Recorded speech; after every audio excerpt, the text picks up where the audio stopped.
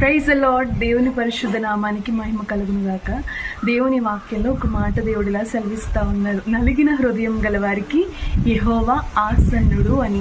ఎవరైనా ఒక ఉన్నతమైన స్థానంలో ఉన్నటువంటి వ్యక్తి దగ్గరికి మనం వెళ్ళి, మీరు ఈ స్థానంలోకి రావడానికి, ఈ స్థాయికి మీరు రావడానికి మీరు ఏమేమి ఎదుర్కొన్నారని వారిని అడిగితే, వారు ఎలాంటి పోరాటాలు ఎదుర్కొన్నారు, ఏ స్థితిలో నుంచి వారు వచ్చారు అని కొన్ని విధానాలు చెప్పడం జరుగుతుంది.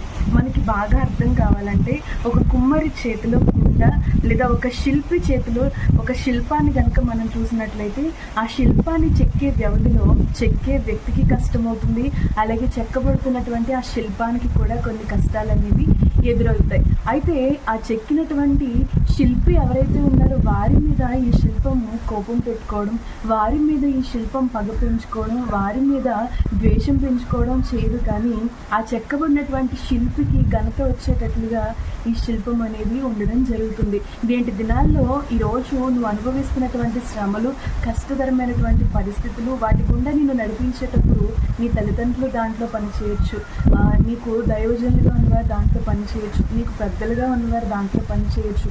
దేవుడే వారందరినీ కూడా ఆ పనిలో వాడుకోవచ్చు. అయితే ఒక మంచి స్థితికి నీవు వచ్చాక, ఒక మంచి స్థాయికి నువ్వు చేరుకున్నాక వారందరి మీద నువ్వు కోపం పెట్టుకోవడం కాదు, వారందరి మీద నువ్వు పగ పెంచుకోవడం, ద్వేషం పెంచుకోవడం కాదు. నిన్ను పెంచిన నీ తల్లిదండ్రులు కావచ్చు, లేదా నీ కుటుంబం కావచ్చు, నీ ఆత్మీయ నాయకులు కావచ్చు, ఎవరైనప్పటికీ వారి మీద నువ్వు ఉంచుకోవాల్సింది ఏంటంటే దేవుని యొక్క ప్రేమ మాత్రమే. ప్రభువైన యేసుక్రీస్తు వారు కల్వరి కొండ మీద ఆయన శరీరం అంతా నలగొట్టబడి నుజ్జు నుజ్జుగా ఆయన చేయబడ్డారు.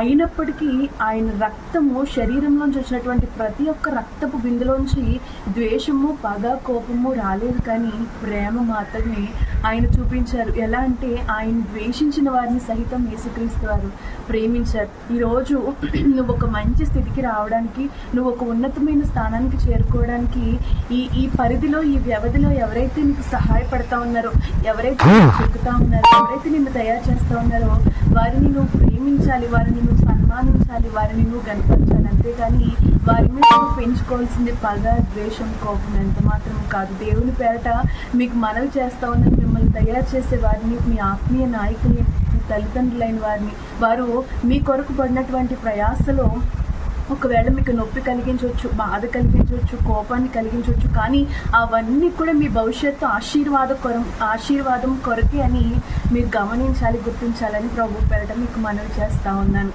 అటువంటి జ్ఞానము ప్రభు మనందరికీ దయచేయను కాక. Amen. May God bless you all.